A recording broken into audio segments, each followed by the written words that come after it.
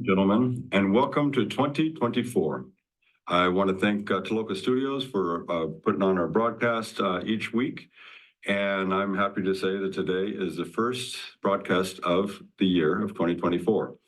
Also for Andesite Blue, the company that I'm co-founder of with Ben Miller, we're doing some exciting things there. And so while we were not broadcasting, we were actually selling bonds and, getting some investments lined up and investing in some good projects for Ukraine.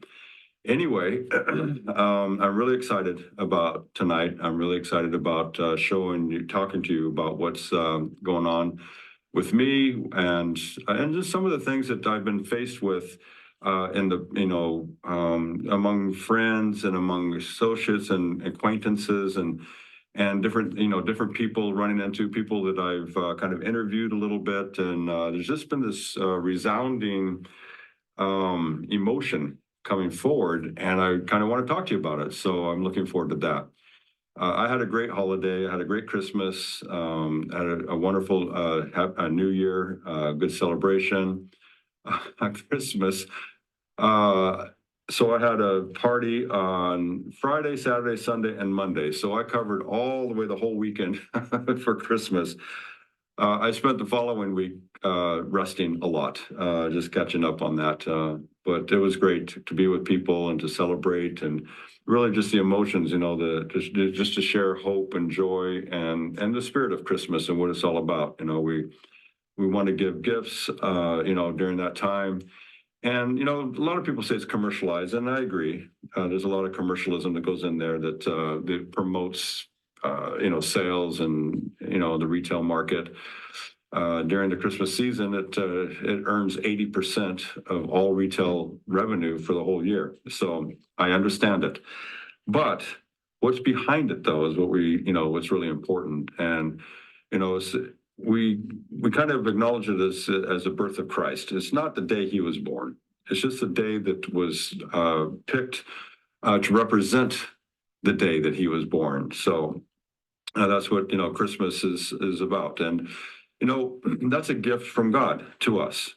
And God has given us the first gift, and so it's appropriate for us to give gifts because we love our family, we love our friends. God loved us. He loved us so much that he gave his only begotten son. So, that's what the spirit of Christmas is. And it kind of tends to go through into New Year because it's really close. This year, we officially celebrated the 25th of December as Christmas in Ukraine. And it's an official holiday, even though we're not celebrating holidays in the sense of days off and for New Year's or Christmas because of the war. But when the war is over, then that will go into place, and that'll be normal days off and normal paid holidays for the citizens.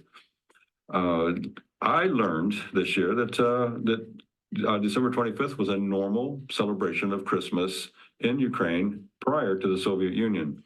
And that it was, and not even at the beginning of the Soviet Union, but I don't know how much, few years or decades, whatever, after that they changed it over to the 7th of January. So there's a lot of elderly people who remember celebrating their childhood on the 25th. For them, it was normal just to go back to the 25th. That's an emotional tie to them, actually, because that was a childhood experience. And if you recall Christmas, it really touches us the most as children. And so we tend to carry those traditions forward to our family and to our children because it moved us and touched us so much. But ultimately, it is really an acknowledgement. It's a time that we really get to be aware of Jesus Christ and the birth of Jesus and just the story that's behind it and his life. And then, of course, it segues right into Easter, which is either March or April, depending on the year. And Easter is, of course, his death and resurrection. So anyway, what I want to talk to you about, though, is something that really affects us all in business. It affects us in investments, too. I remember when I was a young investor, I made some bad decisions. And those decisions were based on fear. And so that's our topic this evening, fear and how it motivates us to make the decisions that we do and how it affects us. So I wanted to talk about it again this evening. I know we talked about it last year in one segment, and I just wanted to reiterate on that because it really does slow us down. Procrastination. I don't know if you remember my conversation about procrastination. It can be tied to laziness, but there's something deeper inside of there.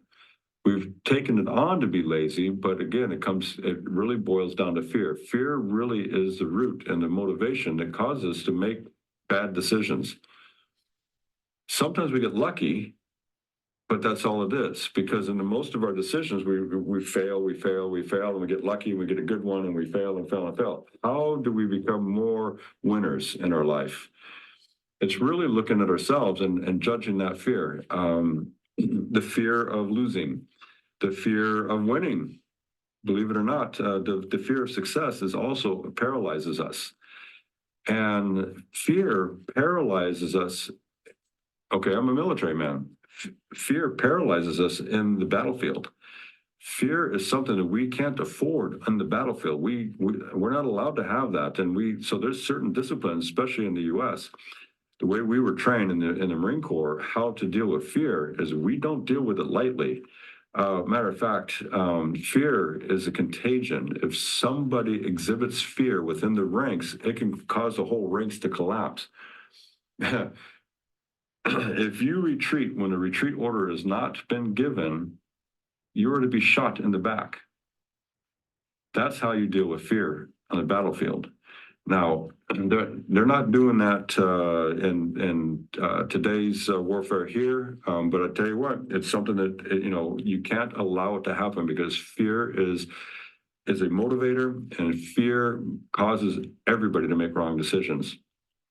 How many of you gone skiing or gone surfing or been skiing on a boat, snow skiing or boat skiing, or gone scuba diving, or done some kind of sport or entertainment that requires a level of risk involved with it?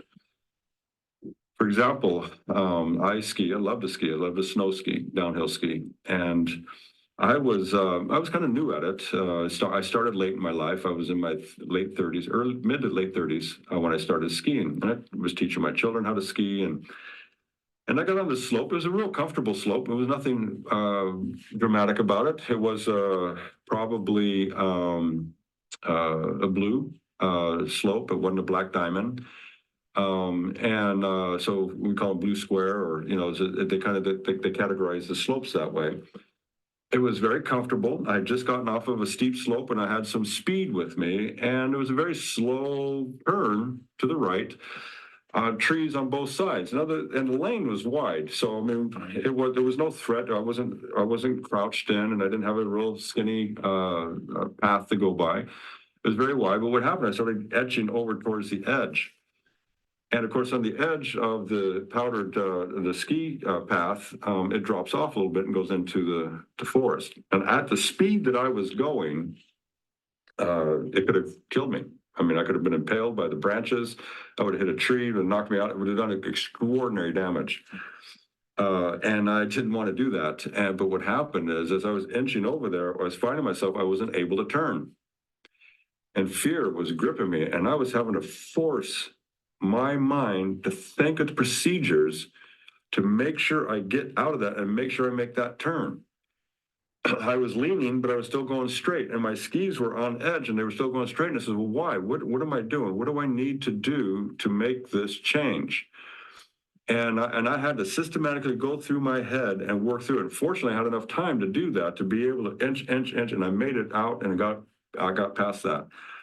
And it was a fear that paralyzed me from making normal moves. I mean, I know how to ski, and I had to I know how to slalom. I know how to, to stop, to slide.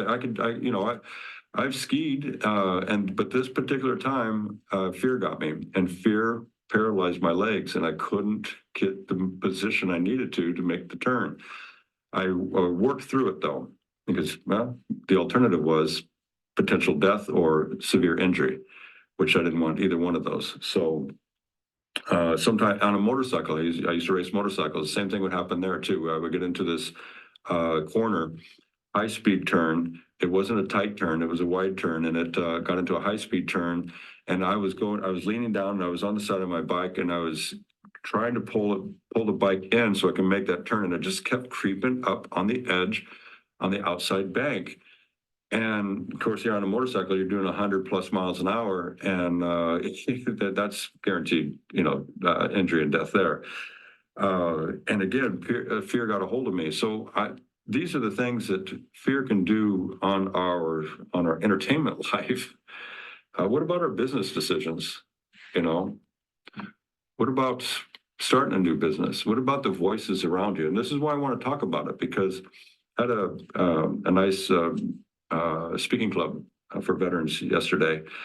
And I do this as an English speaking club, and I do this as a volunteer to help them to learn English, to be able to speak better. A lot of them are in IT, and they have to learn English to be able to work internationally. Other people are doing it because they just want to improve their English, because it does expand their capabilities and the options and opportunities they have in the work field. And it's my way to contribute to volunteer and give them these lessons and stuff. So I was talking about starting up this Western Saloon that I want to do here in Kiev. And I was kind of talking about my program. I was talking about the campaign and everything. And, and I had a marketing, he was a digital marketer. And so he started throwing out all of the objections, which I've heard 1,000 times. I know what the objections are. I know what my hurdles are that are in front of me.